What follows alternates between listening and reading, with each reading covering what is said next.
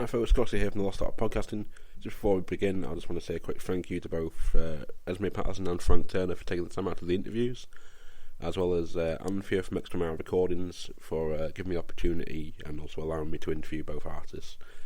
So yeah, please enjoy them both. Thank you very much. We interrupt this program to bring you a special report.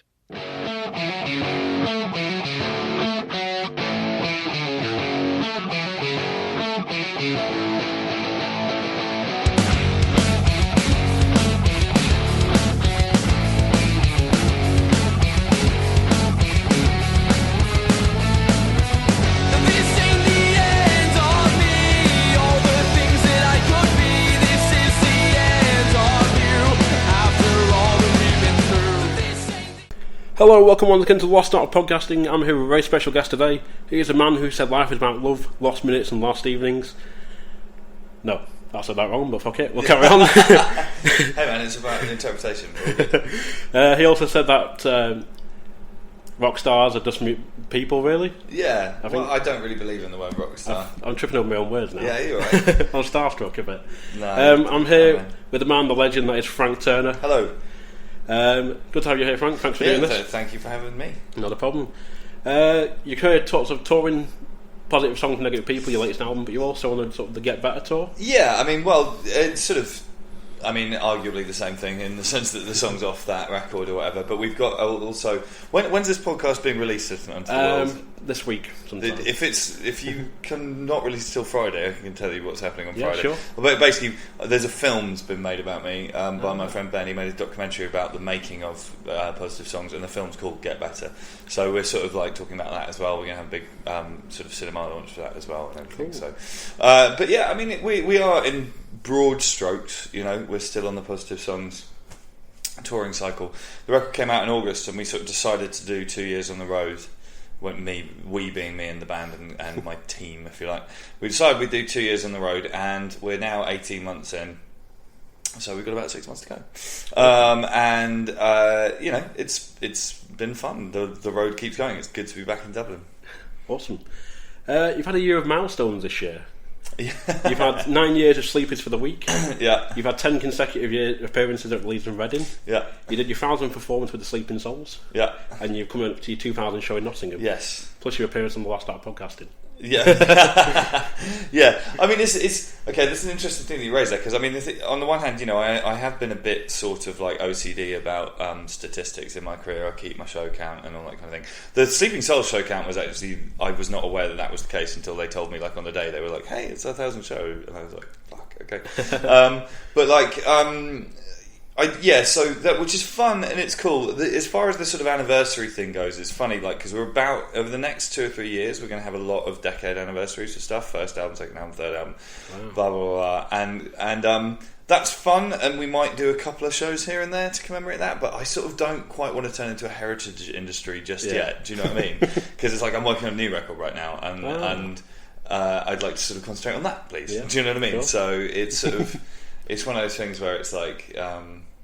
It's a mixed blessing in some ways. I mean, it's fucking cool that I'm still doing this 10 years later. Most bands, 10 years after their debut record, have long gone. Do you know what I mean? And it's nice to still be around. So then you've sort of plans maybe like a Sleepers for the Week tour, maybe, or is it going to be... Well, there are some plans afoot about which I can say very little at the moment. But there are some plans. It's not a tour, but there's something happening. He said cryptically. But yeah, there's stuff happening. Cool. We'll leave it there. But there you are. You heard it here first, folks. So I first saw you at Sonics Fair 2014. Yeah. My friend Joe recommended you because I read Frank and the Sleeping Souls, expecting the guy in a tuxedo. Right. For some reason, I don't know why. Well, that might be coming. I mean, I'm a fan of a tux. You know what I mean? Maybe one day. But I sort of watched your video for Recovery, and from there I've just been hooked. Oh, cool! It's Thank been you. Brilliant. That was the year we played next to Maiden, right? Yes. Yeah, that was a big one for me. I mean, I've got the tattoo on my leg. That's my first love, was Iron Maiden, and like, we were on right before them, and like all their shit was backstage. Do you know what I mean? With like cooked tarpaulins over it and stuff. I was wandering around going, "Fuck!" It's amazing. But yeah, it's good. Cool. From reading, sort of doing a bit of research about you cited Johnny Cash as an influence recently in American albums. Yeah. Are there any sort of plans for like similar material or covers sort of similar to Johnny Cash? Well, I mean, I hesitate to say similar to Johnny Cash in an easy way because that's quite a target to aim for, shall we say? Yeah. But yeah, I mean, I don't know. I mean, part of the reason I actually been mentioning that is funny. Like press releases and Wikipedia mean that you get a lot of people talk about the same stuff, and like for years everyone's been going on and on about how Nebraska's the record that changed my music career. Yeah. And that's not strictly true. I mean, it was one of a number. Do you know what I mean? But I would say that more important than Nebraska was the American Recording Series by Johnny Cash, and I just sort of recently thought, oh, for fuck's sake, I'm just going to start talking about that instead. Yeah, I just, I grew up with punk and hardcore, and then hearing that kind of stuff was really eye-opening for me because it's heavy. Yeah. But it's not heavy because the lead singer's got a shaved head and no shirt on and he's screaming. Do you know what I mean?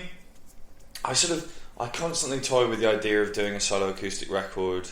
It's funny, a lot of people kind of go, oh, I wish you'd do a solo acoustic record like you used to, and I turn around and go, my first album's got full band all over it, what are you talking about? But I think it's because I used to tour just on my own. And I do, there's something to a solo show which is fun, but in the final analysis I love Sleeping Souls, my band, they're fucking great. And that's sort of how it is for the time being. Cool. So you're taking Christmas off. Then yes. I looked and you're pretty much touring right through half of the year next year. Yeah, I mean we are basically we are going to be touring until sort of the end of the summer next year, and then I might be working on the record here and there in terms of recording it. I've been writing, but it's funny like. We used to tour in this way. I was in a sort of arms race about touring with myself, about trying to tour more than any human had ever toured before, and it was kind of pointless because it was killing me and nobody else was competing. Yeah, do you know what I mean? And like these days, we've got much better at taking a week or 2 weeks off between tours,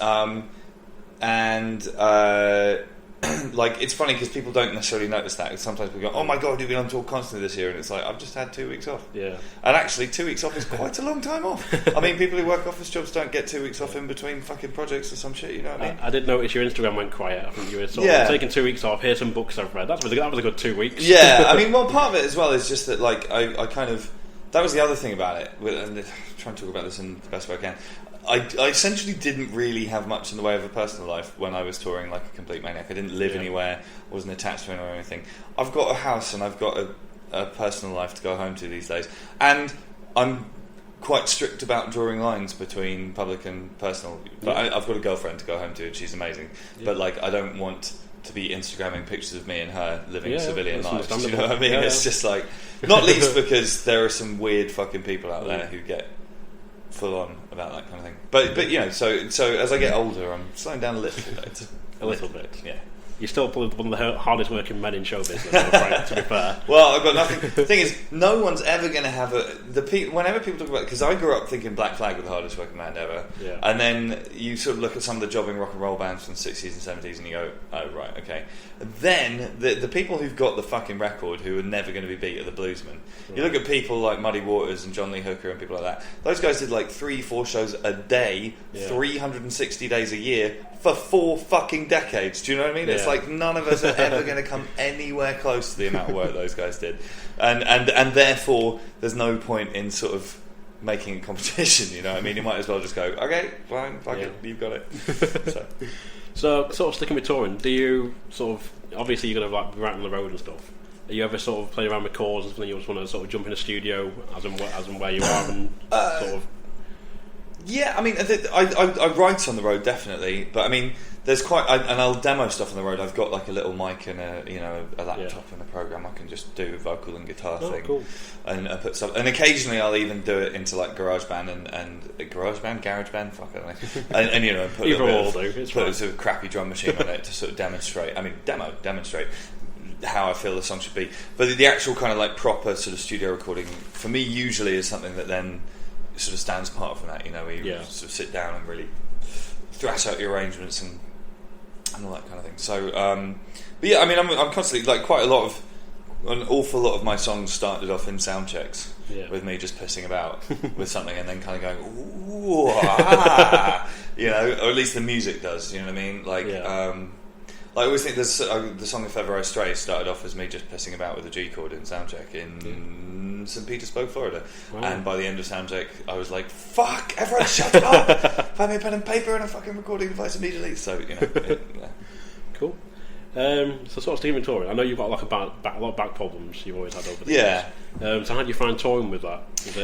Touring's what caused it. Yeah, I have back problems myself. Oh, okay. What have you got? It's my lower back, really. It's from judo injury. Oh, really? Is it a disc issue or is it? I'm not sure yet. I think it's a muscle issue. Right. Okay. You're lucky in that case.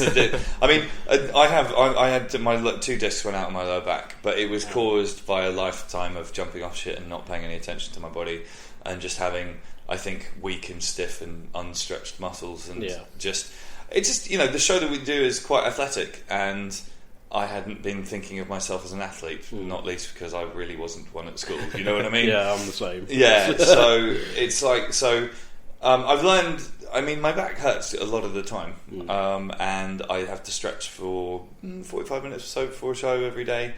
I'm supposed to do it even when we're not playing shows, and I'll be honest, I don't always do that because it's so boring. It is, but yeah, but you got to do it right. I know. I mean, it's not just my back though. I mean, like, I've cracked my shin, I've torn ligaments in both my feet, I've knocked teeth out, nearly cut my finger off once. I've cracked a kneecap once. That fucking hurt. Ow. This is over the past 18 years. So I've been touring since I was 16 years old. So it wasn't just one show then? No, yeah, this is over a series of things. And like, you just kind of, and that's me just doing what I do, and you look at the guys in like Dillinger Escape Plan or something like that, and those guys have got like serious tour injuries. So it sort of comes with the territory, do you know what I mean? I mean, cool. It's funny, I sort of feel like a lot of other people, I subscribe to the kind of like destructive nihilism of punk rock in my early 20s. And when you get into your mid-30s and things then hurt, you can't really complain about it because that was sort of what you signed up to back then. Yeah. Do you know what I mean? It's like, fuck it, I don't care, I'm just going to throw myself to the drum kit. Rah! And it's like, yeah, it fucking hurts now. But that was sort of the deal, so what are you going to do? Yeah. So I've got a couple of friends with my friend Joe, because he's the one that got me into it, so thanks a lot, Joe, because I wouldn't be here today otherwise. Hello, Joe.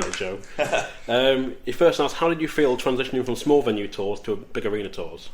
Well, I mean, the thing about that is, like, the first thing to say about that is that, like, that's not actually happened everywhere in the world. You know, in the UK, we do big shows. In some parts of America, we do big shows. In Germany, we do big shows. But, like, you know, when I tour, like, Eastern Europe, we're playing 400 cap clubs. Do you know what I mean? Yeah. I mean, this is the biggest show we've ever done in Dublin.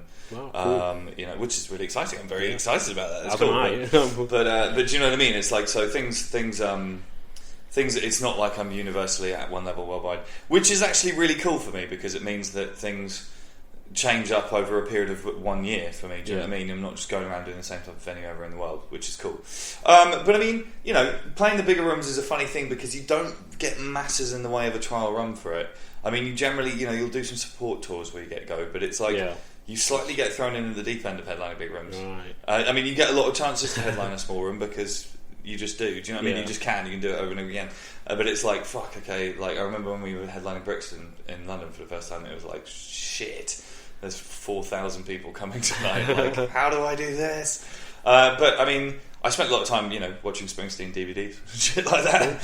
And there is one of the things I wish that more people talked about, and I wish I knew when I was starting out more readily, is that, you know, people know that songwriting is different from musicianship, but there's a third leg to the stool, which is performance and stagecraft, and that is a separate skill, and it's possible to be good at any one of the three without necessarily being any good at the others, or two, or whatever. And obviously the Holy Grail is trying to do all three, but like, to command the stage and an audience in a room is a skill that is separate from being able to play or indeed able to write songs. I like to think I've got all right at it over the years, not really for me to judge, but you can tell me after the show tonight. But like, yeah, you know, you try and it's quite difficult to talk about because no one's ever really sort of like tried to describe it, but it's about sort of confidence, I suppose, to a degree. It's about ownership, but it's about shortening distance. It's about looking at the person in the back row and trying to make them feel like you're singing at them too. So yeah, think about all that kind of stuff. Wow. Sorry, that was a long answer. Joe also asks, how did you get to work with CM Punk in your video for the next Storm? Through a friend of a friend. There's a guy, my buddy Ryan plays the band called Off With Their Heads, a punk man from Minneapolis, and he is friends with Punk, or Phil as his name actually is. We had this whole thing about a sort of wrestling themed video, and the guy that we were originally talking to about it, it didn't pan out. And then we were like, well, Ryan knows that CM Punk guy. And then we got in touch and he was a fan and a lovely guy. And then it came together. Cool. So there you are, Joe. Thank you very much. Hopefully, Joe, your questions have been answered. Phil's a lovely guy, though. Really, really. Terrifyingly physically intimidating. Do you know what I mean? And I've never been successfully in a fight in my fucking life. Do you know what I mean? And then this hench motherfucker takes his top off. And it was like, oh my god, he's gonna kill me. But he didn't. He was very nice. Awesome. Well, find Frank on social media, on Facebook, Twitter, yes, Instagram. Yeah, I mean, it's all generally at Frank Turner for the most part. Do you know what I mean? There's websites you can use. Google. I'm out there.